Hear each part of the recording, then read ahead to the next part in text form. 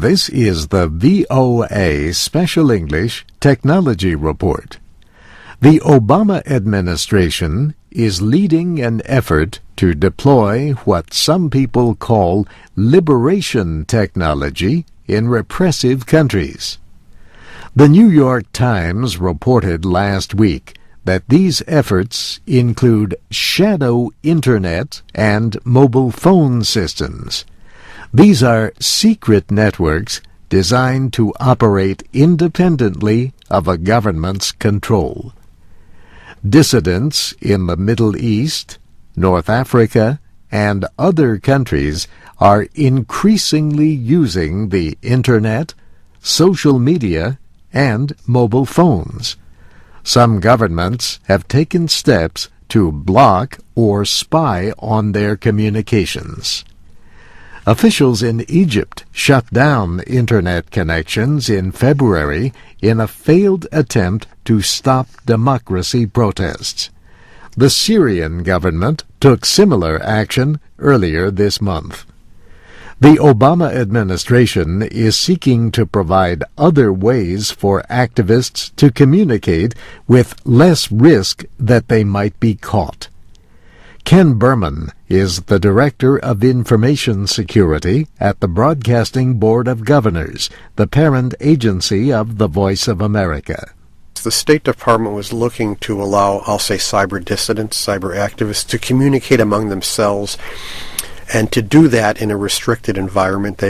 They're looking at ways to set up, you might say, these independent networks. The New York Times reported that one of these projects is known as Internet in a Suitcase. The idea is to put equipment in a suitcase that could be secretly transported across a border.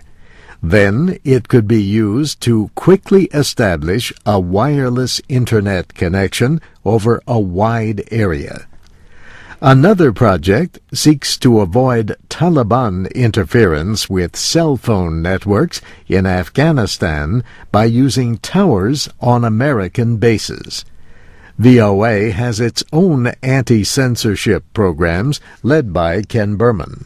So what we're trying to do is give tools to allow people in countries that have hostile regimes to circumvent, to go around the blockage or the filtering that their own governments do.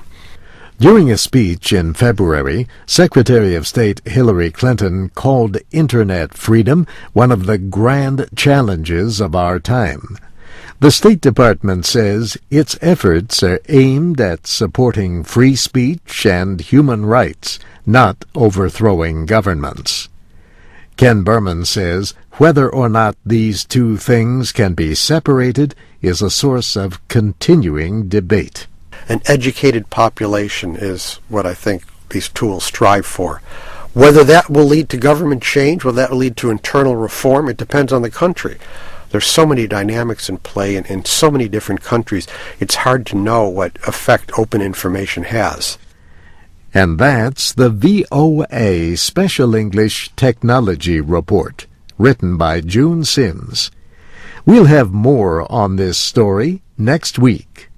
We'll look at Iran's plan to build its own national Internet disconnected from the rest of the world.